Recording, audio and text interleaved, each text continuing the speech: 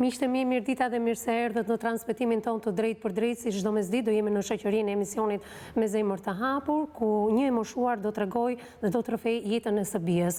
Kush është historia e kësaj familje dhe e kësaj gruaje të divorcuar së bashku me 2 fëmijët e saj, ku nga përmbarimi i qytetit të Fierit pak kohë më parë ka qëndruar në qiell të hapur? Ndiqni materialin e përgatitur nga gazetarja Odeta Dhuma dhe rikthehemi në transmetim të drejt për drejt me 61 vjeçarin invalide.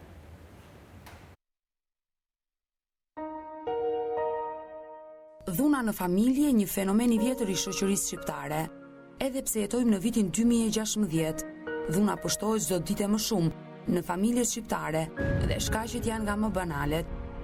Dhuna është një akt që shkel të drejtat e njerëzit. Të drejtat e njerëzit janë të drejtat themelore, në të cilat ka të drejtë çdo qenie njerëzore.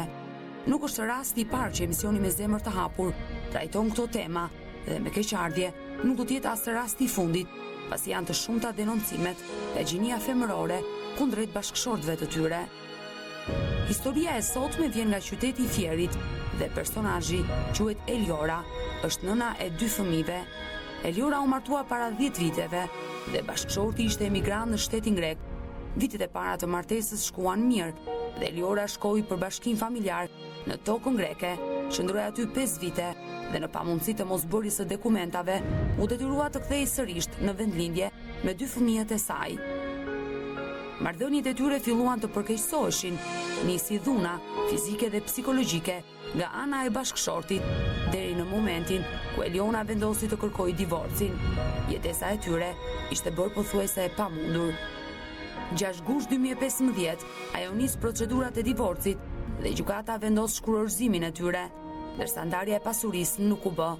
Ndërkohë nëna me 2 fëmijët jetonte në banesën që ata dispononin në qytetin e Fierit, derisa përmbaruesi i dëbon nga shtëpia pa patur një vendim gjykate, pasi gjyqi për ndarjen e pasurisë nuk ishte bërë mes shiftit. Eliona nis betejën me drejtësinë dhe fiton çështjen edhe në gjykatën e shkallës së parë, por dhe në gjykatën e apelit. Por ish bashkëshorti kishte arritur me falsifikime të kishte bërë shitje në shtëpisë së motrës së tij dhe vendimi është pezulluar. Sot kjo nën kërkon drejtësi, pasi ka ngelur me 2 fëmijët e pas 3 dhe jeton momentalisht tek banesa e prindërve të saj.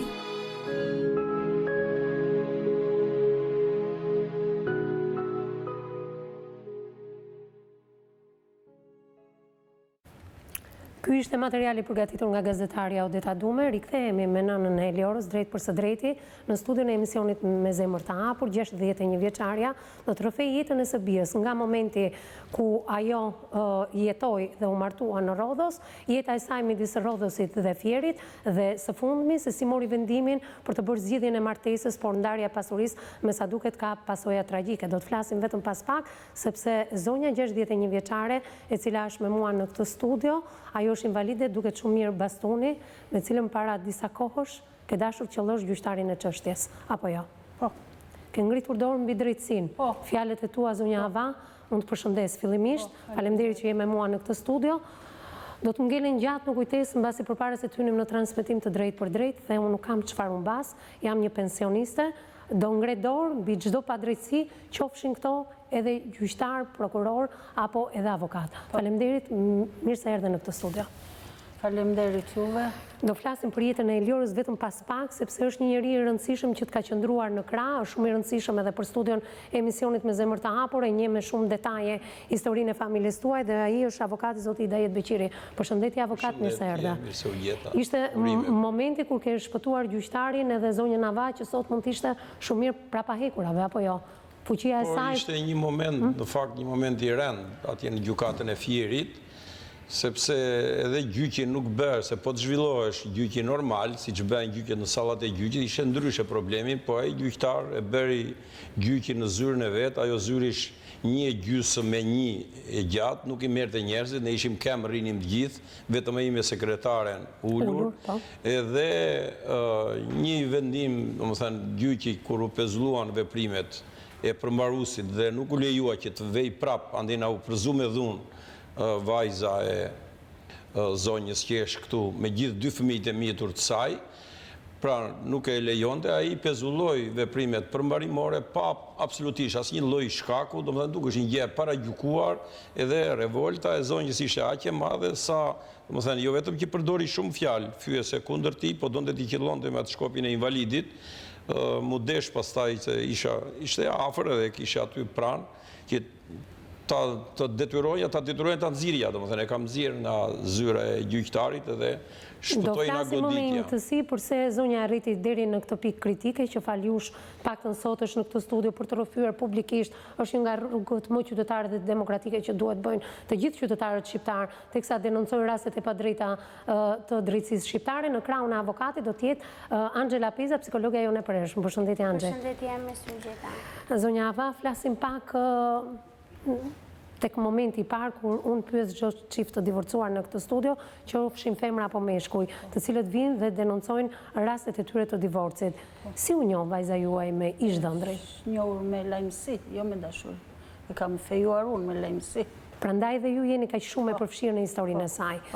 Si u paraqit lajmësi tek ju? Dhe pse kjo zgjidhje nga ana juaj në këto vite? Se jetojmë në një vend të vogël që paragjykohemi. Vajza ime ishte 24 vjeç, jo në vend i vogël paragjykime, provinca. Nuk kemi qytet të madh. Nuk ishte besim ta lije në dorën e Eliores? Po të them, është qytet i vogël, edhe do thoshin se çova dot në shkollë të lartë, se s'kisha mundësi financiare, e lash vetëm me gjimnaz. Po kështu do ta mbroje Elioren edhe në qoftë se dështimi i martesës së saj do t'ishte që Eliora do ta kishte njohur vetë bashortin? Do ta mbroj, e kam e vlat, e kam një vajzë të vetme kam. Është e vlat me të gjitha, do ta mbroj. Tani e ndjen 2 herë përgjegjësinë ndaj saj? Po, 2 herë e ndjen. Çfarë kishit lajmësin ju? Sa të afërt ishit?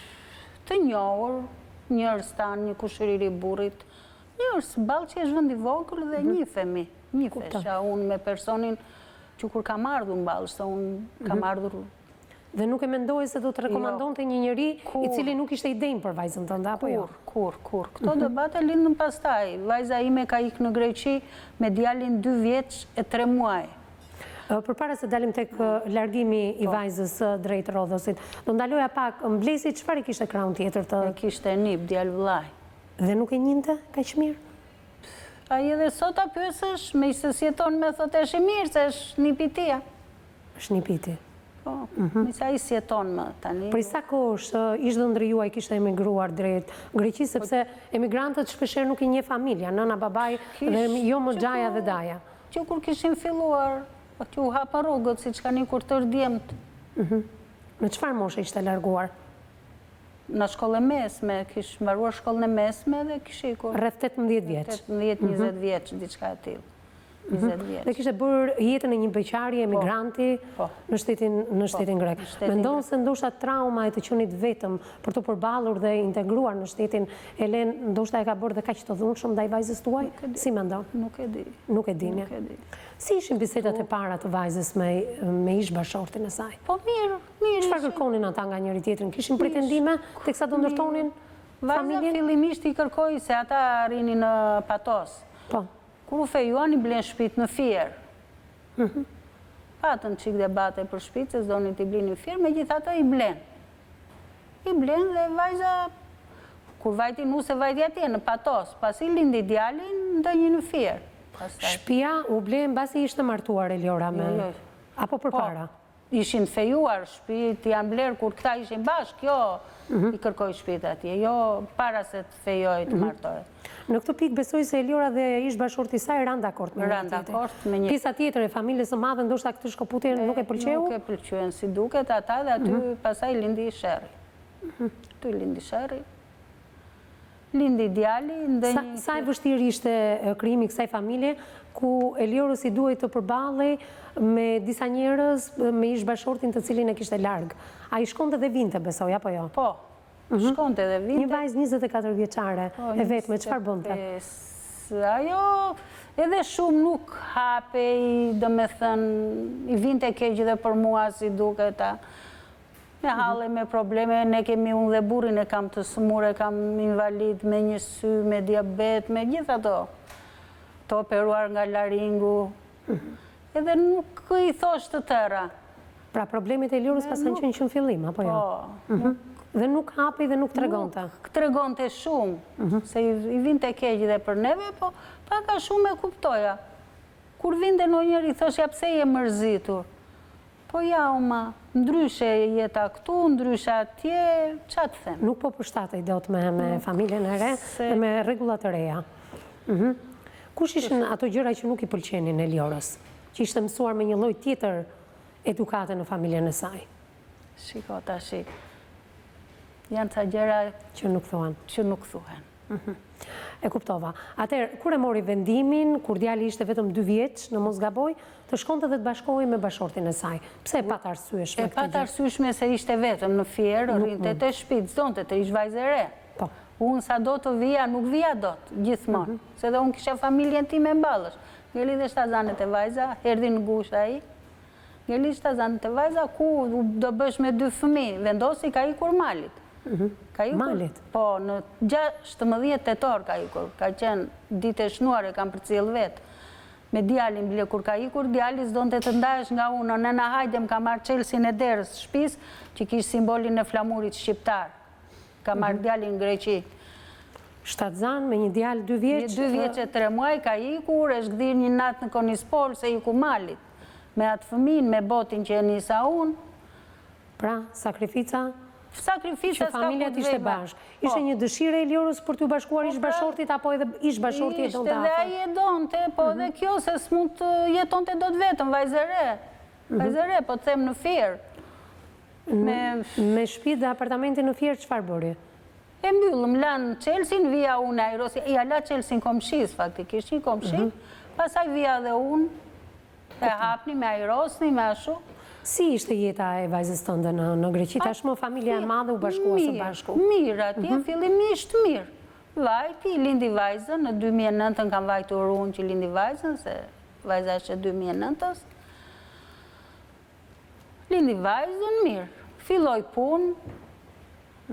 Në 2012, pasaj i kam vajtur u bë vajza 3 vjeqe, kam vajti kam marru në fëmijët, se a i punonte, kjo punonte, nuk i lini vetëm fëmijët, nuk ashtu, kam vajtur i kam marru në fëmijët, i kam vajtur në Behar, i qova se vajti në shtator djali në shkollë, në klasë parë, e qova atje, vajti djali në shkollë, erdha prapu në Shqipëri, vitin tjetër, pasaj në 2013, vajta i mora. Tërbeharin, i solli në Kakavi ish dhe ndrim, fëmijët të 2, derisa erdhën ata në nëndorë. Kuptoj. Në fund të nëndorë. Kur filluan edhe konfliktet e para? Po, ata kishin mos marrëveshje, do me thënë këshu, se ai nuk donte të dinte për fëmijët fare.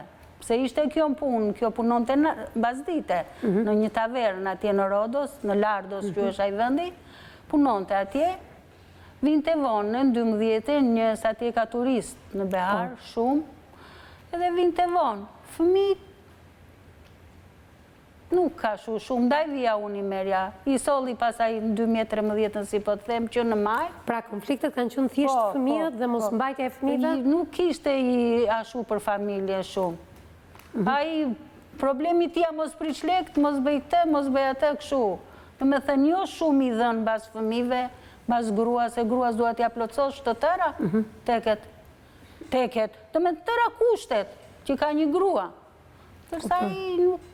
Pasaj erdhën këtu, në 2013, ikuaj. Filloj pasaj ajo, su dërkon dhe lek, i krini atje, te mamaja te babaj, s'ka gjë i krini atje. Po sa do të ambante mamaja me baba një vetë të tret? Këtu u lindi ajo, nuk ish i përgjeqën për familje. Se kush e shtynte, unë se di. Mendon se mund të këtë pasur dhe faktor t'jashtëm? Po, qas bën vaki?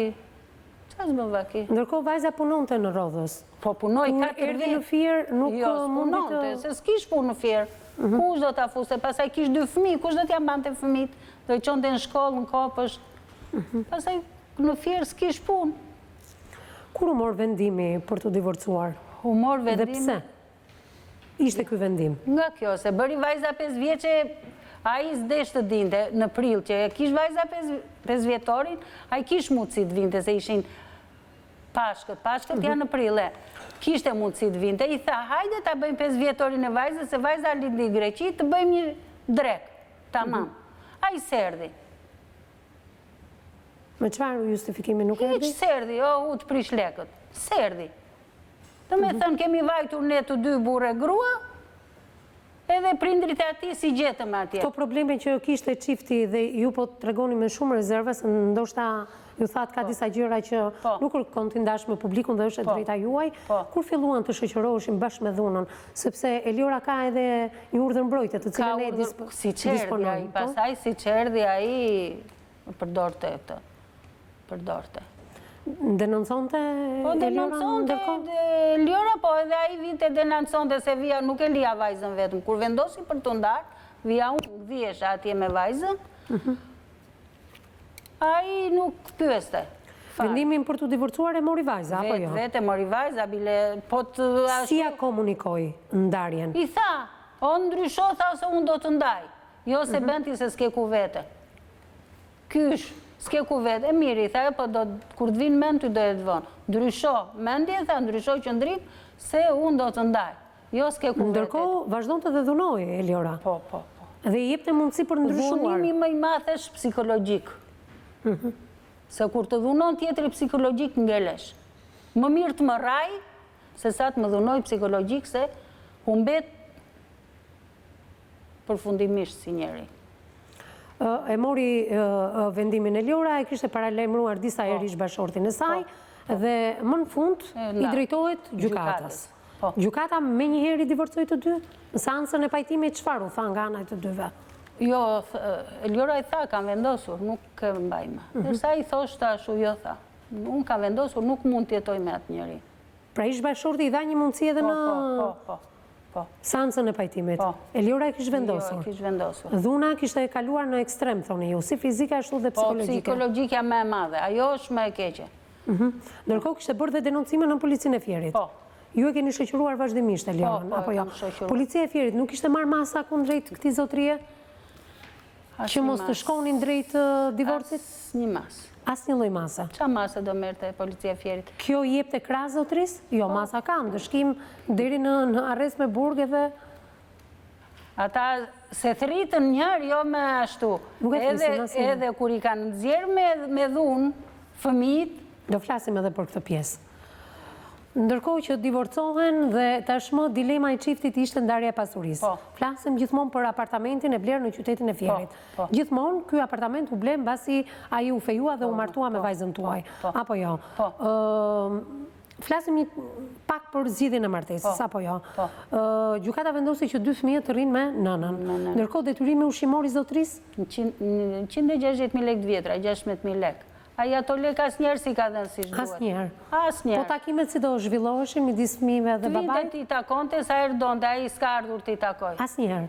Edhe njëherë që erdhi para vitit 3 si vjet, vajtit e shkolla i takoj 2 minuta edhe s'erdhi më t'i merte t'i ashu. Su dha një çokoladë qinçe fëmijëve të shkolla të dyve. Bile vajza i kishen se i kishen do të vish me babin, i ka unë se ka mësim i kishen, se vajza vajti në klasë të parë si vjetë, mbaroj klasën e parë. Si e pritëm fëmijët në ndarjen dhe divorcin e prindërve? Me tjemën, gjithmonë. Gjithmonë, kanë gjënë të lidhur, pa dyshim. Se shumë të lidhur me tjemën dhe ata e shikojnë tjemën këshu në dricyrit.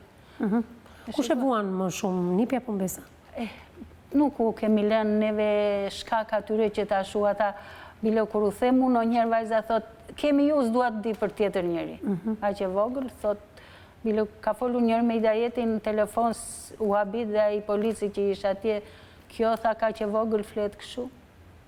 Duke qenë se kishin fituar një lloj imuniteti nga largësia e babait, ndoshta nuk e ndjejnë edhe kaq shumë se ju thonin që shkaku i divorcit ishte edhe mosafërsia e ish dhe ndrituaj me fëmijët, që Eliora i kishte pak problem. Kjo me sa duket ka ndikuar, nuk e di për mirë apo për keq, do flasi psikologja pak më vonë, ky lloj imuniteti sepse ka fëmijë që e shprehin në forma të ndryshme. Ndoshta ato kur të rriten një ditë do të kuptojnë që në jetën e tyre prezant nuk ka qenë babai. Dhe figura e babait është e domosdoshme, apo jo? Ndonë se nuk e shprej, nuk ju hapin probleme. Neve kemi qenë dhe fëmijë dhe prind dhe gjyshë. Në këto momente, por më vonë ato do ta... Por babai, thoni ju, as nuk ka paguar detyrimin ushqimor asnjëherë dhe takimet janë pothuajse të rralla. Zero përveç vitit të ri të kaluar, apo jo? Ka ardhur që i kanë nxjerrë nga shtëpia, i kanë vajtu fëmijë, të dy i kanë thënë o bat, të lutem, na lërë të shpit, të rrim neve.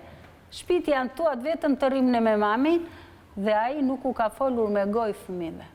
Nuk u ka folur, nuk i ka prekur me dorë, ti përgëzonte si baba. Atër, do dalim të këndarja e pasurisë të ky episodi fëmijëve duke ju lutur babait të rinë në apartamentin e tyre, aty ku ata u lindën dhe u rritën, por me të drejtë ata edhe duhet qëndrojnë, do flasim edhe për vendimin e gjykatave për këtë ndarje pasurie, por fillimisht pak publicitet rikthejmë pas pak. Mbas hapësirës publicitare jemi rikthyer përsëri në studion e emisionit me zemër të hapur dhe jemi së bashku me zonjën Hava, 61 vjeçaria, e cila tregon hap pas hapi historinë e vajzës saj që nga momenti njohjes me bashortin e deri tek momenti i dhunës fizike, psikologjike, tek zgjidhja e martesës dhe në këtë moment jemi tek ndarja e pasurisë. Ndoshta ndarja e pasurisë është kulminacioni i gjithë ngjarjes që do vijoj më pas të komentohet edhe nga avokati zoti Kthehet Beqiri, nga momenti kur përmbaruesit kanë shkuar një grua me një urdhër mbrojtje e cila duhet që ndronte në apartamentin e saj së bashku me 2 fëmijët,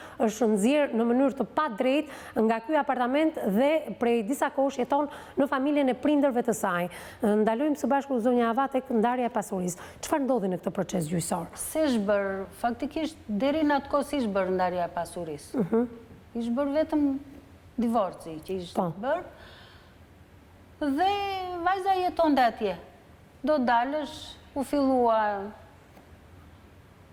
bëri urdhër mbrojtje vajza, kërkoi urdhër mbrojtje. Sepse vajza dhunohej edhe mbasi ishte divorcuar, duhet theksuar kjo gjë. Vinte ai, në kohën që vajza, para se të dilte nga shtëpia që nxori për parimi, një ditë, nga ditët në prill, që vajza ishte shtëpit i vete kjo kunata me gjithë burrin, Mimoza dhe Armond. Po? Të dy burrë grua dhe donin ta nxirrin nga shtëpia dhe i thonë do dalësh. Kjo thotë, unë s'kam se të dalë, shtëpia është e fëmijëve, e shimja. Ç'lidhje kishte kunata tashmë për ta nxjerrë? Po, më ka thënë vëllai, thosh ajo, të dalësh nga shtëpia. Ajo nuk doli, lajmëroi grupin e gatshëm, erdhi grupi i gatshëm, i përzuri ata, bëri denoncim vajza, nuk u mor asnjë mas për ata. Denuncimi u mbyll, se si e mbyllën ata unë nuk e di. Po. Ktu është korrupsioni më i madh, që të vinë një nën me 2 fëmijë, që i vete një që s'ka lidhje fare dhëndri, të vinte se vajza ishte martuar, se të kishte qenë burri e po hajde. Po dhëndri me motrën me gruan. Gjatë marrjes së urdhrit të mbrojtjes, ishin caktuar edhe limitet se kush do rrinte në banesë, apo jo? Dhe sa afër duhet të afrohej ish dhëndri juaj? 50 metra më duket e kisha i të afrohej. Po këta i vajtën drejt e shtëpi. Donin, i thoshin, do dalë se s'ban. Bile ky. Armondi ka tentuar ta qëllonte. Burri kunatës? Po, pra, burri kunatës. Dhe vajza i ka thënë, bëj provë qëllot, shiko qa do të bëj.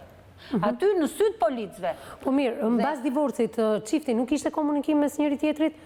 Qofte edhe nëpërmjet telefonit? Ishte në Greqia. Për problematikën e fëmijëve, mund të ndodhte gjithçka me fëmijët dhe vajza duhet kishte një komunikim me babain e tyre. Nuk donte të dinte.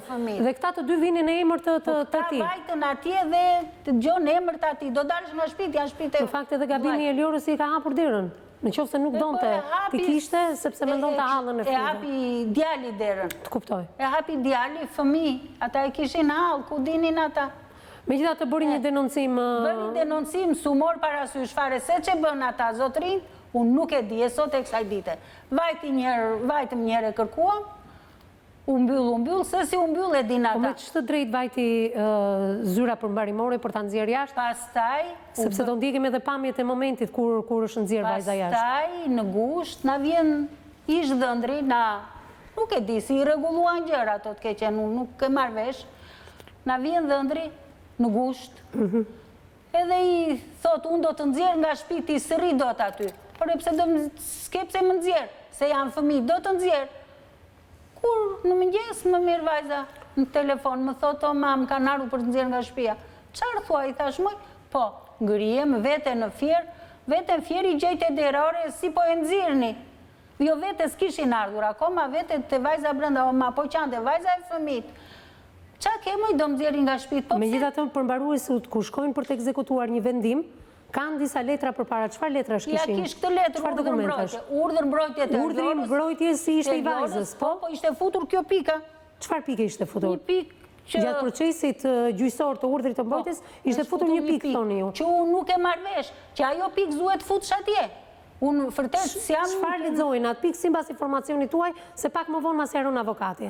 Që ti blije shtëpi, të dal nga shtëpi, nuk e di, po urdhër mbrojtje ish për këtë tash.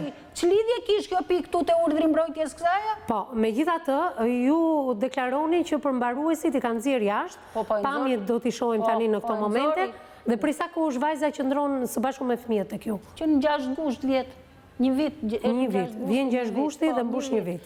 Basa sa i hodhi në gjyq, se i tha këshu përbarusi. Hidhe në gjyq, tha, qofse ti fiton, unë do të sjell prap këtu.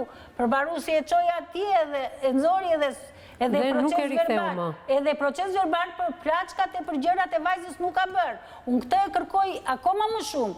Dhe nuk i ndajem ati Arjan Çepeles sa ti më gjatë. Pse s'bëri proces verbal, të firmoste aji, të firmoste ky Ilir Balliu që më hiqës si cum, të firmoste edhe vajza ime. Që qëfar kish vajza ime brenda në shtëpi, se punoj nuk është mbajtur asnjë proces verbal të gjithë orendimet të banesës. Asnjë. Mirë, ndjekim një kronik ku shihet qartë, pra është filmuar nga djali vetëm 9 vjeç në atë kohë, se çfarë ka ndodhur me përmbaruesit dhe mënyra se si janë sjell ata, dhe më pas fjalën e merr më një herë avokati zoti Kthehet Beqiri.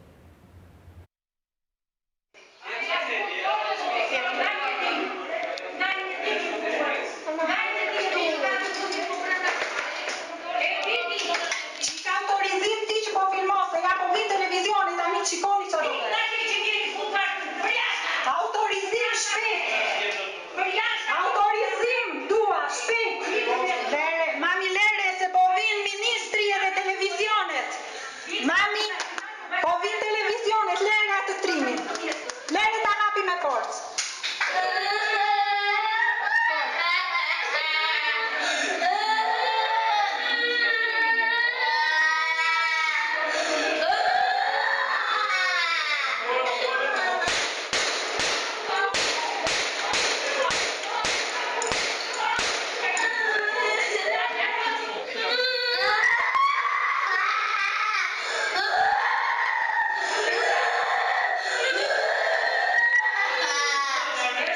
Iksem tramakse fëmijët.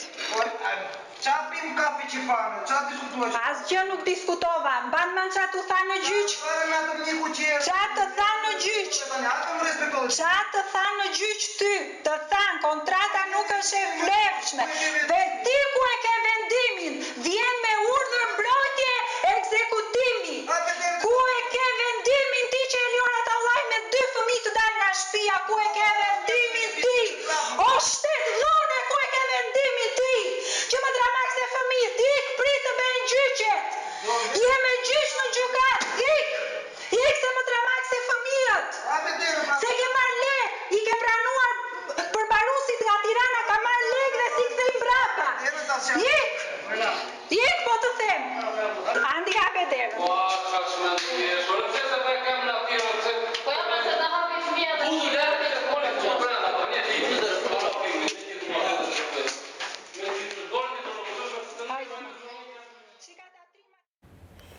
Miqtë e mi, këto ishin pamjet e ofruar nga momenti ku djali vetëm 9 vjeç filmon përmbaruesit dhe sjelljen e tyre, teksa kishin mbritur pas një lloj vendimi, të paktën këto ishin të thënat në këtë video amatore.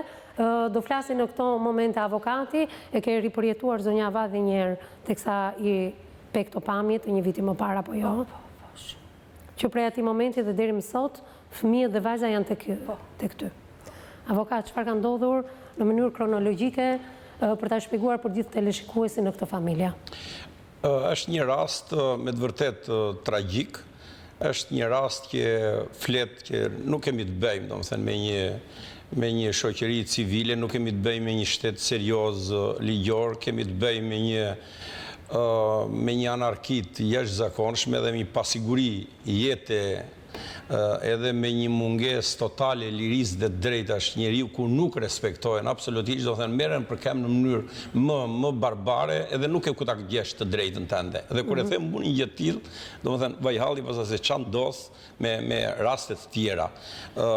Jam vetë dëshmitar i kësaj ngjarje në aspektin që e kam trajtuar edhe si avokat këtë problem, edhe e gjithë, do të thënë, është ndërtuar në një mënyrë të tillë që po të kishte Shqipëria një këshill të lartë drejtësie, inspektor të këshillit të lartë drejtësisë, ose inspektor serioz në Ministrinë e Drejtësisë, të cilët mbi ligjin të mos vinin gjë tjetër, të mos vinin atë dorën e shtrirë, sepse vën tamam si badakçinj, vën si njerëz pa karakter në për këto kur bëjnë dhe kontrollin zyrat e përmbarimit edhe i kanë, domethënë, mendjen tek dora e shtrirë. Po i dha diçka përmbaruesi, ja mbushi dorën, ja mbushi xhepin, ikin edhe bëjnë zezën të bardhë. Nuk vën që të vën të bëjnë një inspektim serioz dhe të nxjerrin ku konsistojnë gjithë to shkelje që janë bërë. Urdhro. Padin e ka bërë vajza e zonjës. Dhe thotë kërkon urdhër mbrojtje se dhunohesh vazhdimisht nga bashorti. Dhe merret kërkesa e padis, është rregull absolut në të tërë të drejtën civile botërore, që mbi padin, domethënë mbi objektin e padis dhe mbi përmbajtjen e padis, disponimin e ka vetëm ajo palë që e bën. Dhe ajo palë nuk ka thënë gjë për problemin e shtëpisë, se është në shtëpi. Pra ajo është në shtëpi, janë bashort, kanë kaq vjet, domethënë 13-14 vjet martesë që ishin bashkë. Edhe aty kanë lindur fëmijët, fëmia është 10 vjeç më e madhi, që aty ka lindur në atë shtëpi e të tjera. Dhe derisa është situata e tillë, është zgjidhur martesa, po do të bëhet edhe pjesëtimi i pasurisë kur të vijë puna. Dhe ishte bërë padia që të zgjidhej problemi i pjesëtimit, i ndarjes së shtëpisë, si do ndahesh shtëpia. Në këtë situatë, kjo kërkon urdhrin e mbrojtjes dhe gjyqtari kur merr vendimin në mënyrë mafioze, pa ditur as ne si palë, sepse në pa di ne ku kemi gjatë zhvillimit të seancës dhe nuk u diskutua asnjëherë absolutisht. banesa, po. Dhe pas e kur erdhi problemi në 1.9 të vendimit gjyqësor, kishte shkruar detyrohet i padituri, domethënë ky që e dhunonte, që t'i gjej ish bashortes tij dhe fëmijëve një shtëpi me qira për gjithë jetën. Atje. Edhe kaq, sepse e kish futur atë pikë, një zot e di. Dhe tani kur vjen problemi, përmbaruesi gjyqësor merr këtë lloj vendimi edhe thotë që kam urdhër unë që do i gjejmë kësaj një shtëpi, po mirë më do t'i gjej ky, domethënë i padituri. Dhe përmbaruesi serioz, kur ta merrte këtë lloj vendimi që ta shikonte, këtë lloj vendimi do thoshte që po mirë më detyrohet i padituri që t'i gjej shtëpi kësaj. Po jo që të nxjerrë në shtëpia gruan, nuk e nxjerr në shtëpia kurrë në kurrës unë. Edhe sikur të jetë ky pretendimi i përmbaruesit, nuk do ishte hapi i parë sipas formulimit që ju më thoni avokat të kësaj pike të futur në mënyrë korruptive thoni ju. Se ka futur gjyqtari këtë gjë? Nuk duhet gjetur banesa përpara se dilte nga kjo banesë? Fillimisht gjendet banesa dhe më pas bëhet postimi. Po shko çka kishin bërë. Apo transferimi i zonjës nga njëra banesë tek tjetra. Te tjetra. Po shko çka kishin bërë, vetëm ta shikosh është komplet qesharake, po qesharake edhe për Ministrinë e Drejtësisë. Madje edhe për vetë Ministrin e Drejtësisë e kemi informuar në mënyrë kështu të hollësishme, edhe ka marrë dieni thoni ju ministri? Po, ka marrë dieni. Edhe ka marrë dieni, por është treguar sylesh sepse e ka mashtruar ai drejtori atje, një inspektore, një grua që ka atje, që ka vajtur atje edhe ka marrë çai ka thënë përmbaruesi ose është e vërteta. Sepse ka bërë gjoja një kontratë qiraje burri, ish burri i vajzës me një pronar edhe i thot atia, do më thënë, burri thot, do më japësh të shtëpi me qira, edhe i thot në rregull, ta marrësh një shtëpi me qira. Po jo për vajzën, jo për këtë zonjë, se nuk figuron emri i kësaj në asnjë pikë të kontratës qiras. Atëherë kjo, sikur të vinte atje në shtëpi, sikur të vinte, se s'kish si të vinte, s'kish kushtaqonte, po ai zoti i shtëpisë që po jepte me qira, thotë, kush je ti? Po unë kontratën e qiras e kam me atë burrin, nuk e kam me ty më i zonjë. Çdo ti këtu në shtëpi me fëmijë. Unë kontratë e kam bërë me atë burrin. E këshim bërë formale, do më thënë. Sa për t'jedhur hi syve edhe organeve drejtësisë edhe gjykatës e tjera me radhë. Dhe dyta. Kontrata qira e formale, nga kush inspektohet? Po këtat do vinin, këtat përmbarimit, kur vajte në firë që trajtuan çështjen, këta nuk panë absolutisht asnjë mbyllën syt. Dhe por nuk është problemi këtu. Urdhërot të them tjetrën që është skandaloze dhe ai përmbarues gjyqësor duhet të arrestuar. Duhet të arrestuar për shpërdorim flagrant detyrës, sepse ta vesh vete në rrezik, të ekzekutosh një vendim kur s'ke vendim. Se realisht ai gjyqtari e bëri gabimin që shkruajti një pikë 9 edhe thoshte ti gjej ish bashorti shpik saj. Po kur erdhi problemi që do nxirrte urdhrin e ekzekutimit dhe pa urdhër ekzekutimi nuk ekzekutohet kurrë asnjë lloj vendimi nga përmbaruesi dhe përmbaruesi po spati urdhrin e ekzekutimit në origjinal, nuk vetë as gjakundi, domethënë nuk bën asnjë lloj veprimi, kur mori ti do bënte urdhrin e ekzekutimit, gjyqtari i thirri mendje se pa që po bësh problem edhe atë pikë 9 nuk e futi tek urdhri mbrojtjes. E hoqi fare. E hoqi dhe s'kishte me domethënë ra ajo që duhet i gjente edhe ai një shpik saj, ra nuk ishte. Atëre përmbaruesi e merr urdhrin e ekzekutimit dhe e shikon s'ka që do ekzekutoj, se si ishte ajo pik. Ai megjithëse nuk ishte asnjë për të ekzekutuar, se nuk ishte ajo pik, ai vajti e sakrifikoi edhe veten e tij edhe i nxori në mënyrë nga më të dhunshme, pa patur urdhër ekzekutimi, madje pa patur dhe vendim. Se atë vendim që kishte nxjerrë gjykata dhe kishte futur atë pikën 9, kur erdhi puna që ky gjyqtar nxori urdhrin e ekzekutimit për ekzekutuar vendimin, jo vetëm hoqi pikën, po hoqi dhe numrin dhe datën e vendimit. Edhe futi aty një numër dhe datë vendimi tjetër. Po si ka mundësi? Dhe ai nuk ishte lidhje fare me këtë gjë që ishte bërë. Po nuk kishte as titull ekzekutiv, nuk kishte as urdhër për ekzekutimin e vendimit, dy akte kryesore nuk i kishte përmbaruesi gjyqësor dhe për këtë shkak u kallëzua penalisht. Por me që kishte qenë oficeri i policisë gjyqësore atje në Fier vet ai, vendimin e pushimit të çështjes që të mos merret i pandehur përmbaruesi e shkroi vetë përmbaruesi dhe firmosi prokurori i Fierit. Më turp nuk ka. Vetëm ta lexosh, ja tham edhe prokurorit përgjithshëm këtë skandal dhe ai nuk mori absolutisht asnjë mas. Pushimin e çështjes së tij e firmosi vetë përmbaruesi. Jo. Unë po të them, vetëm të inspektohet ky rast dhe të nxjerrësh kulmin e degenerimit të proceseve gjyqësore në Shqipëri dhe kulmin e degenerimit të sistemit gjyqësor në këtë vend. Dhe pa patur pra as urdhër mbrojtje, urdhër ekzekutimi, as vendim gjyqësor, përmbaruesi vajti dhe nxori me dhuna shtëpia. Dhe çfarë bëri gjykata e shkallës parë të Fierit? E konstatoi faktikisht fakt. Edhe urdhëroi menjëherë rikthimin në shtëpi të vajzës edhe të dy fëmijëve. Edhe ata janë ankimuar. Në vend që ky vendim t'jepësh me ekzekutim të menjëhershëm, që kjo të merresh dhe të çohesh në shtëpi prej përmbaruesit gjyqësor, përmbaruesi gjyqësor tani u muar gjoja një mas për te. Edhe nga kryetari i zyrës përmbarimit të Fierit u çua kryetari i zyrës përmbarimit të Beratit. I vran barkun, e çuam mirë. Pra, lëvizje paralele, thoni ju. Pa lëvizje paralele. A ishte për në burg, këta i bën këtë, e ngritën detyrë, po themun, e bën më mirë. Se po bëre shkelje ligji, po u tregove cub kundër kushtetutës këtij vendi, kundër konventës europiane për liri dhe drejtat e njeriut, po masakrove popullin, po e dhunove dhe shfrytëzove atë, po e rope atë, domethënë që të zhvasësh duke u marrë lekë të tjera, atëherë je njeri i nderuar këtu, domethënë në këtë vend, edhe në rasti konkret e shetil, si po a themun juve. Tani, jo vetëm që e bëri këtë veprim, por në ana tjetër tani nuk ekzekutoi ta kthente në shtëpi, tani kthente prapë, u bë gabim. Por e ankimon vendimin e çuan apelin e Vlorës. Apeli i Vlorës vendosi të lihet fuqia i Fierit dhe përsëri apeli i Vlorës thotë rikthim menjëherë në shtëpi, mbylleni këtë cikël të këtij krimi që bëhet. Dhe në vend që të kthehesh në shtëpi, sepse nuk isha as urdhër ekzekutimi, as vendim, as titull ekzekutiv, absolutisht. Gjykata e Fierit dhe përmbaruesi nuk ekzekutonte as të vendim. U desh ajo vajza të vinte me fëmijët e vet, edhe vajti tek ministri i drejtësisë, i mori dy fëmijët, ja çoi tek zyra atje, edhe do t'ja lindë aty, i tha që mbaj në shtëpinë tënde disa ditë ti, sa të rregullohet, do me përmbaruesi se në rrugëve nuk i mbaj, kish një vit, o në lulishte, o te një komshi, o te një komshi tjetër. Pastaj u detyruan t'i merrnin prindrit, se dhe këta kanë një furrik atje në shtëpi të tyre ku jetojnë, dhe nuk u del për veten e tyre, jo me të strehojnë është i vajzë, kishin të martuar e tjera me radhë. Erdhi problemi, nuk e ekzekutonte përmbaruesi.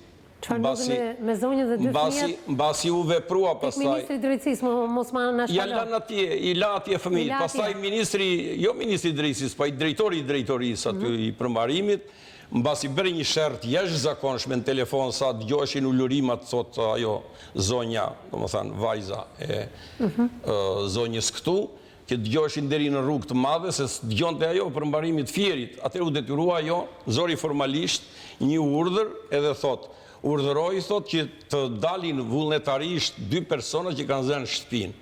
Tani kush e ka zënë shtëpinë atje? Pra, me ndërhyrjen e Ministrisë Drejtësisë, zonja që ishte në krye të zyrës përmbarimore nuk donte. Çfarë ka bërë tani? Çfarë ligjeron tjetër gjykata e fjerit? Ligjeron një gjë nga më të paligjshme. Domethënë, në kohën që u mor vendimi i gjykatës fjerit dhe u tha që kjo të kthehet menjëherë në shtëpi, ai nëpërmjet një avokatit vet që ka, dhe ajo avokatja është e aftë vetëm që të bëj ma trapaslegje se kështu është bosh na trut, dhe ajo vete edhe bëri një kërkesë padi për të kundërshtuar veprimet përmbarimore, që sepse me arsyetimin që kjo shtëpi e shitur, ai ja ka shitur shtëpinë motrës vet. Po në kohën që jenë proces gjyqësor dhe në momentin kur është vendosur që kjo do kthehet në shtëpi dhe u mor vendimi i gjykatës dhe ky vendim është i formës prerë, nuk lejohet më shitje shtëpie dhe po u shit çdo lloj gjykate në botë thot është një akt absolutisht i pavlefshëm sepse bëhet për të fshehur për të fshehur një ekzekutimin e një vendimi gjyqësor të formës prerë që ka fuqinë e ligjit. Pra, është e pavlefshme, themi. Absolutisht e pavlefshme. Gjykata në vend konstatoi këtë pavlefshmëri, edhe ti thot përmbaruesit gjyqësor, vazhdo punën se e ke mirë, çoj urgjentisht gruan me fëmijët. Duke qenë se ishte proces gjyqësor. Urdhëro? Të lutem, kush noteri ka bërë këtë shitje banese? Jo, por noteri nuk e di një fakt të tillë, nuk duhet ta bëj vetë ai që është në gjyq në radh parë, sepse noteri nuk e di, nuk ka dieni që po bëhet në gjyqe, duhet dikush të vejë. Mirë, se arriti të shitej avokat. Po u shit duke qenë se kjo baneze, ky apartament, ky objekt ishte në proces gjyqësor, nuk mund të ndodhte shitja. Po e qartë është këtu çdo gjë ndodh. Faktikisht ndodhi. Jo, këtu ndodh, po pse u lejua edhe mund ta shesësh. Por po u them unë juve që po u shqyrtuan në gjykat, edhe të vej një padin gjykat, edhe të thuhet atje që është një akt i pavlefshëm ky që kanë bërë këta, e para njerë që ishin proces gjyqësor, e dyta është marrë vendimi që kjo do kthehet në shtëpi dhe është i formës prerë. Atëherë nuk lejohet që ta shiste. E ka shitur absolutisht pavlefshëm, kthehen palët. Sa më shumë kohë dhe të shtyjë. Domosdo, vetëm këtë gjë, ai i ka besuar vetëm lekëve, edhe lekë në gjykat, lekën në përmbarim, kundër fëmijëve të vet, më turp s'ka ku të vej, se i ka fëmijët e tij të dy. Fëmijët e tij janë të mitur, të dy. Si mund t'i hidhet fëmija në rrugë, kur janë në shtëpi, kur është bashkëpronësi, edhe po mos t'jetë bashkëpronësi, mos t'ishte, le t'ishe shtëpia ti private, nuk është private, se është blerë gjatë kohës që këta kanë qenë dy të martuar. Po edhe po ta kish shtëpinë ai, edhe të babait vet ta kish, kodi familjes thotë që do të rri derisa të stabilizohet një shtëpi tjetër e tjera nuk nxirret kurrë, sidomos fëmia i mitur. Ka konvent për mbrojtjen e të drejtave të fëmijëve, është e shenjtë ajo. Nuk mund të lihet në rrugë të madhe siç është vendosur. Dhe gjykata në vend që ti thot atij në gjykimin që bëri, ti thot asë motrës ti, moj zonjë, ti pas ke bler një shtëpi nga vëllai jot, blerjen thonjza, sepse ke bler për të fshehur një krim, por është e pavlefshme ky veprim. Kështu që kjo do kthehet aty në shtëpi. Ti po të kesh pretendime për lekët që i ka marrë vëllai jot në shitje shtëpisë, do t'i kthej mbrapsht ai, se kur ka akte absolutisht pavlefshme, kthehesh në gjendjen e mparshme e tjera. Gjykata në vend që të bënte këtë veprim, vetë dhe thot, të pezullohen thot veprimet e përmbaruesit, të mos ekzekutohet, të mos vej kjo nën me fëmijët e vet që kanë rrugë të madhe në shtëpi të saj, në shtëpinë e saj se është dëbuar nga shtëpia e vet, ku është legjitime në atë shtëpinë e vet. Por thot pezullohen, thot e të rri kjo në rrugën e madhe. Një vendim që më revoltoi mua, edhe isha gati unë t'i qillonja atij gjyqtarit jo me kjo. Kjo mori shkopin atje t'i binde edhe u bë çamun në gjykatën e Fierit. Në fakt, u bë ajo që faktikisht ata kanë gatuar, se ajo guzhin atë gjë prodhon, edhe ka prodhuar edhe tjera, keni parë ju që në Fier dalin edhe duan të vrasin gjyqtare, duan të bëjnë e tjera, është në vazhdon e një degenerimi që po i bëjnë sistemit të drejtësisë, proceseve gjyqësore dhe njës drejtësisë në këtë vend. Nuk e fiton dot të drejtët. Të drejtët sot, ashtu si që i tha jo, drejt për drejt gjyqtarit, që për 500.000 lekë vjetra e bere këte turp të vi, jo, Për fatin e keq, kur më tha gjyqtari do ta denoncoj, tha, sepse më bëri një akuzë, me thënë drejt do thashë dhe mua, mendja ime, logjika ime, forca e shpirtit tim, përvoja ime, nuk më çon në një drejtim tjetër, përveç në rrugën që tha ajo, se ndryshe ti s'duhet t'jepje një vendim të tillë. Kjo është situata.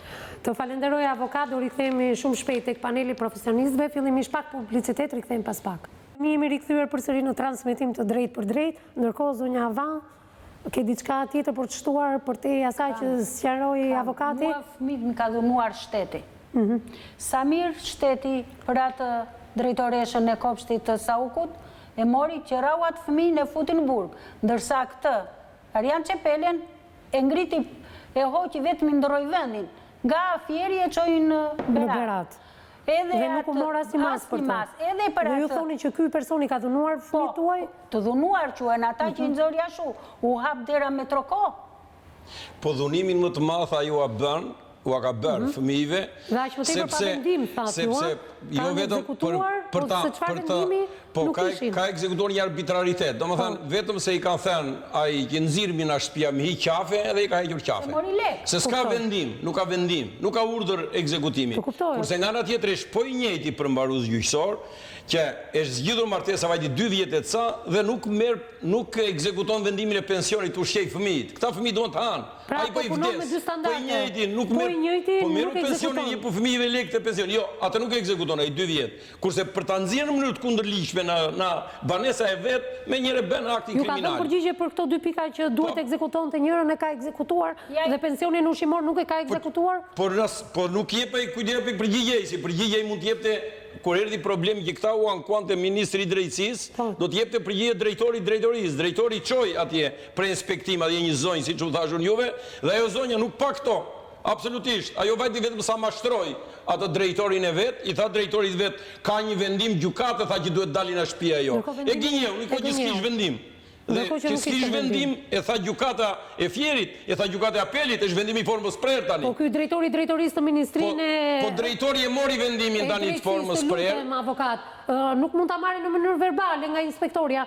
Inspektoria kur tha ka një vendim gjykate, duhet i jepte edhe vendimin e gjykatës. Po në mënyrë verbale ai e mori. Kur erdhi puna që i vajti ligjore dhe i vajti vendimi që ai e ka bërë pa vendim gjyqësor një gjë të tillë, ai tani nuk merr asnjë qendrim, nuk mban mend ashtu. Mbaroi puna, u mbyll filmi. Unë dua të di edhe lutjet e vajzës ndaj babait saj për të mos i nxjerrë nga shtëpia, e cikëm në fillim të emisionit nëse e mban mend. Vajza, çfarë i tha babait? Në momentin që po ekzekut të 2 fëmijët, edhe djali dhe vajza, mo na nxirr nga shtëpia, ku do rrim? Ne kemi lodrat, kemi rrobat këtu. Dhe kush ishte përgjigjja e babait nga ana tjetër? As fare, as nuk i preki me dorë. Dhe fëmijët erdhën duke qartë. Vajti dhe vajza i tha, mendo për fëmijët, tha. Jo për mua, mendo për fëmijët. Po. Dua t'i jap pak fjalën, do ta jap më njëherë fjalën psikologës Angela Peza në lidhje me këtë mendim të zonjës Sava, lidhur me nipin dhe me mbesën. Janë fëmijë të dhunuar nga shteti, duke marrë për bazë gjithçka, çfarë komentoi dhe ka përjetuar vetë avokati zoti Daid Beqiri.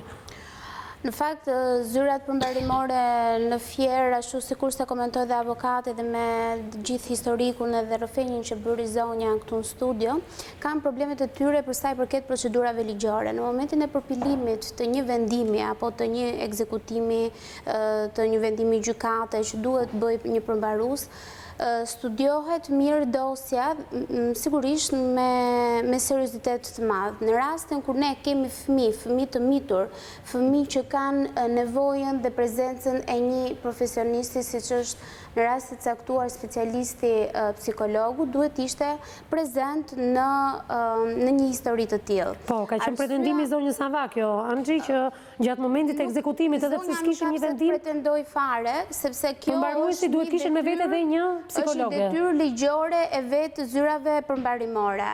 Që këtu ka një problem shumë të madh, sepse vetë Ministria e Drejtësisë në çdo zyrë përmbarimore i rekueton specialistët, pra psikologët. Nuk është se ka një psikolog psikolog të brendshëm që paguhet nga Ministria e Drejtësisë dhe në këtë formë mund të themi pse psikologu nuk ishte prezent. Ndaj them që një punë serioze në profesionin e përvarruesit shtetëror, të paktën në Fier, duhet ishte kopësitur mirëdosja në momentin që kur nxirren jashtë me forcë, pra duke bërë vendimin e gjykatës në rast konkret nuk ka patur asnjë vendim të tillë, po kur fëmijët bërtasin dhe ulërasin brenda, sigurisht që po ushtrohet një dhunë psikologjike shumë e rëndë kundrejt këtyre fëmijëve që janë të mitur dhe është e domosdoshme prania e një psikologu, jo vetëm në rastin konkret për ata dy fëmijë që janë të mitur, po edhe për vetë zonjën, për t'ia shpjeguar gjërat me qetësi dhe për t'i thënë, zonjë, kjo është një vendim i ligjit dhe ne jemi të detyruar për të zbatuar ligjin. Për të mirën e fëmijëve ta bëjmë këtë gjë paqësisht që ju të dilni nga shtëpia, pa forcë, pa uniformat policore dhe pa dhunë siç mund të jetë. Pra ekzekutimi vullnetar do ishte një nga pikat më të mira dhe të negociueshme. Mendoj që edhe zonja Elora në fjalë do kishte pranuar vetëm për mos traumatizuar fëmijët, pra për mos nxjerr fëmijët në atë formë. Zonja thotë që dera është hapur me dhunë dhe fëmijët bashkë me zonjën janë nxjerr me forcë. Nëse ne do të dilnim te dëmtimi i familjes shqiptare për një burr shqiptar që përdor dhunë psikologjike dhe dhunë fizike kundrejt bashkëshortes së tij në mënyrë direkte ka përdorur dhunë edhe ndaj fëmijëve, sepse fëmijët e shikojnë gjatë gjithë kohës nënën që dhunohet, një nënë që loton edhe që nuk ndjehet mirë, sigurisht nuk prindëron mirë me fëmijët. Dhe këtë gjë fëmia kur është i vogël ndoshta nuk di ta artikuloj mirë dhe shfaqet vetëm me veprime. Po kur fëmia në moshën 9 vjeç dhe 6 vjeç ka prezent që babai i nxjerr ata nga shtëpia, do të thotë që këta fëmijë nuk e dëshirojnë më praninë e babait pranë, sepse kanë në mendjen e tyre atë traumë që babai i nxori jashtë nga shtëpia. A ka baballar të tillë që duan që fëmijët t'i lënë në rrugë dhe të mos kujdesen më për këta? Historit paktën në po veprimi ideale që në ato ishte vetëm 9 vjeç dhe filmonte ato pamje të tmerrshme që ne i dham dhe i transmetuam. Është një formë dëshpëruese që bën fëmijët, sepse fëmijët në kohët e sotme janë shumë të lidhur me teknologjinë dhe me aparatet telefonike, kanë telefonuar për të vërtetuar gjithçka që po i ndodhte dhe kjo është një formë alarmi e një fëmije 9 vjeç, për cilin të vjen keq. Sepse dëgjohen zërat e fëmijëve gjatë xhirimit, duke qartë të dy, por djali edhe filmonte edhe qante njëkohësisht. Sa e dëmshme është kjo, jo vetëm për djalin, por edhe për motrën e tij. Ajo është një video që mendoj se ekziston gjatë memoria e tyre, nuk e di se sa mund të jetë punuar tek psikologu në shkollë me këta fëmijë apo tek psikologu që ka qenë pranë vendimeve të gjykatës së divorcit, ose sa mund të kenë rekuetuar një psikolog në familje për këta dy fëmijë. Jo vetëm për faktin që janë fëmijë post divorci, pra post një divorci, por sepse prindrit e tyre vazhdojnë të kenë probleme dhe ato jetojnë tek nëna dhe gjyshi për rreth 10 muaj, meqense jemi në fillim të korrikut dhe ajo ka qenë në gusht. Për rreth kaq muaj ata jetojnë të nxjerrë nga shtëpia, pikërisht nga babai i tyre. Edhe që është dashur të përplasen dyrëve të Ministrisë së Drejtësisë, të flënë jashtë, të flënë te komshiu, më vonë kanë shkuar në shtëpinë e gjyshërve, të flënë aq pak metra katror sa shtëpi ka gjyshi. Në psikën e një fëmije, aq vjeç sa ata janë, zënë vënd të madh traumat e para. Traumat mund të jenë dhe të vogla në numër, për shembull ata mund të përjetojnë dhe një më të madhe në moshën 12 vjeç apo në moshën 14 vjeçare. Po nuk e dëmton kaq shumë psikologjinë e një fëmije sa arrin tek traumat e para që kanë qenë pikërisht nxjerrja me forcë nga shtëpia. Mbasi bëri këtë gjë babai i tyre në bashkëpunim edhe me përmbaruesit, pa pasur absolutisht një urdhër të gjykatës apo një vendim të gjykatës se nuk kishte çfarë të ekzekutoje, e sqaroi shumë mirë avokati pak më përpara, babai ka shkuar dhe i ka takuar në dhjetor fëmijët. Kjo ka qenë një hap i mirë, një hap jo fort i mirë menduar nga zotria? Nuk e di se nuk e njoh atë zotrin babain e fëmijëve për të dhënë një mendim për ta. Fëmijët kanë nevojë për shpjegime dhe kanë nevojë për përgjigje nga ana e babait që pse ndodhi gjithë kjo histori. Fakti që ato jetojnë për ditë tek nëna dhe gjyshi, e dinë që jetojnë tek shtëpia e gjyshërve dhe nuk jetojnë tek shtëpia që atyre u takon me të drejtë apo me ligj, qoftë edhe nga prindrit. Sigurisht nuk e di zonjë nëse fëmijët kam pyetur ndonjëherë nënën që pse ne duhet rrim kaq gjatë këtu, a do na çon ndonjëherë babi tek shtëpia ku ne Jam pyetje që fëmijët i bëjnë, vjen pyetje e psikologës? Po, thonë, kur do vemi të shtëpit? Ja se do i fitojmë, do na japi shteti. Po. Kështu që këto janë pyetje dëshpëruese të fëmijëve që Janë pyetje dëshpëruese apo shpresuese? Që ato shpresojnë. Ata nuk është se nuk duan të rinë tek nëna dhe tek gjyshi, sigurisht nëna dhe gjyshi janë dy figura shumë të dashura dhe të ëmbla për fëmijët, por kanë nevojë për gjërat e tyre, për ata hapësirë që u takonte, kanë shpresë se ndoshta shteti kur ata arrin në gënë një fëmijë është pak e rëndë për të thënë shteti ne do të na ndihmojë. Ndërkohë, a vjen një raport psikologjik të gjendjes së tyre? Në gjykat, nëse ka denoncime nga ana e vajzës së zonjës, duhet jetë prezent dhe raporti psikologjik ku tregon gjendjen aktuale të fëmijëve dhe çfarë ka shkaktuar zyra përmbarimore e pa detajuar në dosje për këta fëmijë të cilët janë interesi më i lartë i shoqërisë tonë dhe sigurisht interesi më i lartë i asaj familje atyre prindërve që rrisin fëmijët. Nxjerrja me dhunë në mënyrë kaq barbare, ne nuk është hera parë që shikojmë nga forcat e policisë apo nga zyrat përmbarimore qoftë në Tiranë apo në rrethet të tjera të Shqipërisë. Sigurisht është përjetuar edhe me shumë trauma të tjera dhe jo vetëm nga fëmijët, po edhe nga të rriturit. Mendoj që duhet jetë patjetër prezenca e një psikologu në momentin kur bëhen ekzekutime të tilla. Të marrin shtëpinë aty ku ti jeton për ditë dhe ke gjën më të shenjtë, sigurisht që mbetet shumë për të vlerësuar dhe për të parë nga çdo aspekt. Në raportin psikologjik për te i dhunës u ushtruar nga këta përmbarues dhe nga i episod që ne shfaqëm më parë, mund t'i bashkangjisim edhe traumën që fëmijët kanë mësuar nga dhuna që babai i tyre post divorcit ka ushtruar ndaj zonjës, sa nëna i tyre ka shkuar, ka kërkuar dhe urdhër mbrojtje në gjykat? Historiku personal i çdo fëmije që merret në analizën psikologjike, pra në seancat psikologjike, ka kalvarin e vet të gjatë që nga gjeneza, si është lindur ky fëmijë brenda një martese, si ka qenë e zhvilluar psikika e tij në një mjedis qetë apo në një mjedis familjar ku është shtruar dhunë psikologjike, gjithçka merret dhe vërtetohet për të kuptuar dhe prindërimin e palëve dhe për të kuptuar se sa të drejtë takon këtyre fëmijëve. Ata janë të mitur dhe me ligj ata janë interesi i gjithkujt, domethënë kanë kultin e tyre që qëndron lart tek familja, tek ligji, tek konventat e të tjera me radhë. Se sa kjo do zbatohet, këto janë pjesë të ligjit. Psikologu mendoj që në çdo hap që do të ndiqet në mënyrë ligjore, këta fëmijë ka nevojë për prezencën e tij. Për te këtyre seansave psikologjike që ti rekomandon vazhdimisht, por në rastin konkret po i mshon shumë faktit për te se ato janë dhunuar dy herë, qoftë njërë nga punojësit e shtetit, qoftë edhe nga babai i tyre, çfarë tjetër mund ta këshillojë zonjën, duke qenë se ajo është pranë fëmijëve çdo ditë, por edhe Eliorën e cila na ndjek? Nëna dhe gjyshi janë një ilaç dhe një figurë shumë mbështetje për të dy fëmijët, jam shumë e sigurt për këtë. Shpreha e vajzës është sa mirë që ju kemi. Vajzat e tregojnë dhe verbalizojnë më shumë me anë të fjalëve. Do doja shumë që ata të pranonin figurën e babait duke bërë paqe me të gjitha gjërat që kanë ndodhur. Por kjo nuk mund të vijë vetëm nga familjarët. Çdo gjë ka nevojë për specialitetin e vet në raste të caktuara. Nëse ka një psikolog në shkollë që merret me fëmijët, ndoshta zonja në fjalë gjyshja apo mamaja e tyre, ti kërkonte ndihmë që të vinte pranë vajza të pyeste babain ku shkon për të takuar në shkollë. Siç ka qenë rasti në dhjetor, për shembull psikologu duhet kishte qenë prezent. Për aq kohë sa takohet në ambientet e shkollës, duhet ishte prezent, vihet në dieni drejtoresha e shkollës se ndodh një takim nga ana familjare, vjen një prindë e takon në ambiente institucionale ku ajo merr edukimin dhe arsimimin e duhur, psikologu shkollor duhet jetë prezent për të bërë të mundur urën e komunikimit midis prindrit dhe midis vajzës apo djalit në të dy fëmijëve konkretisht.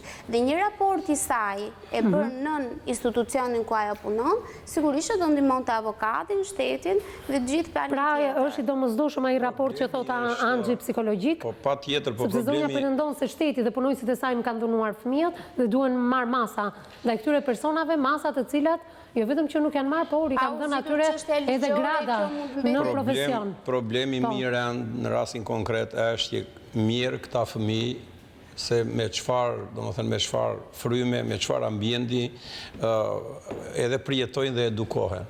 Sepse qoftë dhe leri këto dhunën tjetër që e panë me sytë e tyre, se si vepron policia për t'i shkullur edhe për t'i hequr zvarr, sa ta kapeshin atje tek divani vet, kapesht e lodra e vet, kapesht e krevati vet, jetë mos ditë dhe polici heq zvarr.